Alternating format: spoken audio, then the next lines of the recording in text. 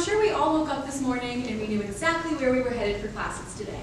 We knew what building they would be in, who we would end up sitting next to, and everything went smoothly. But I want to take you back to a time where we were all a little bit less sure, and that was the first day of school.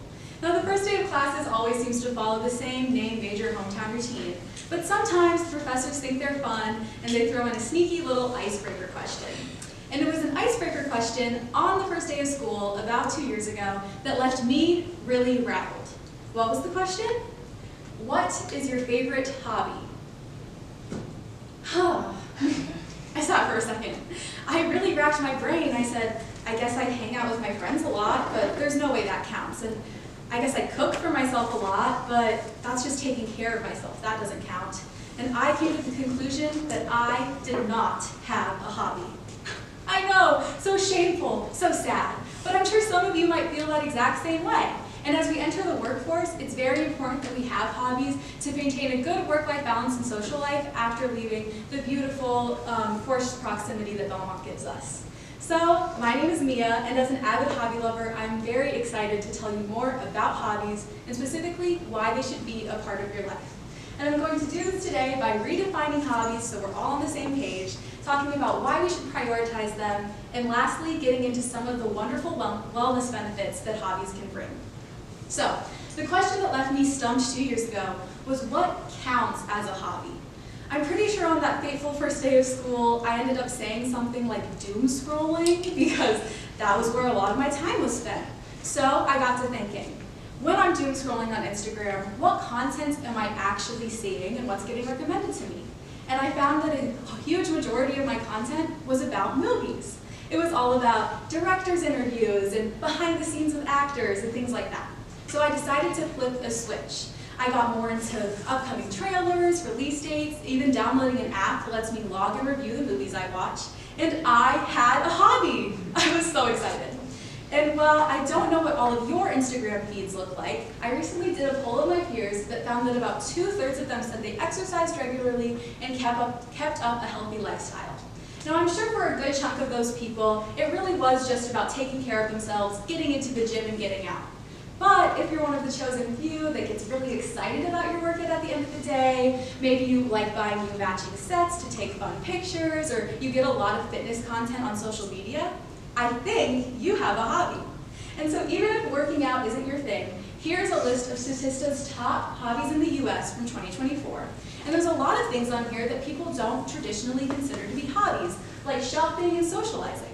And while it's very easy to say, hey, everybody hangs out with their friends, that doesn't count as a hobby. If hanging out with your friends is really the most important part of your week, you maybe get excited about hosting or finding new activities to do and introducing new people together, you 100% have a hobby in socializing. But I also know that being a Belmont student is crazy. I open up my phone and all of a sudden one of my roommates is at the Grammys and the other one is having their dream internship on Music Row, and it's really easy to feel behind and like you don't have time for anything. But I think you still have time for hobbies, and they're only going to make you better. So I want to introduce you to Dr. Carrie McFarland-Holman, who is known on the internet as the chemistry rock star. She is a big public speaker and an advocate for hobbies because in her day-to-day life, she is a very successful chemistry professor, but simultaneously is a successful punk rock musician, performing with lots of local groups and even writing a lot of her own music. And in one of her recent TED Talks, she said this about hobbies: without them, we aren't functioning as our best whole selves. When we prioritize them, we are able to approach our careers with full force. I think this quote does a really nice job because while your career is without a doubt important, it can't be everything. And that's exactly what hobbies are for. So I really hope that spoke to you.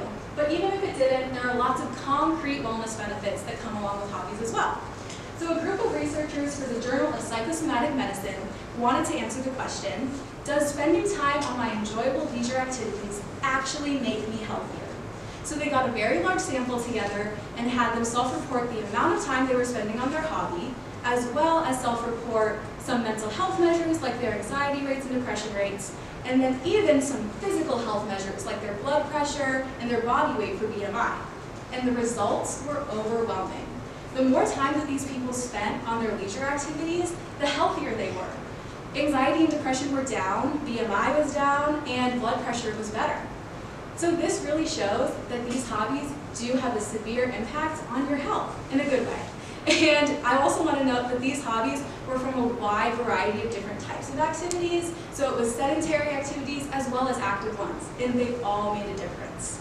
This also showed up across all ages. So while it's never too late to start, why not start now?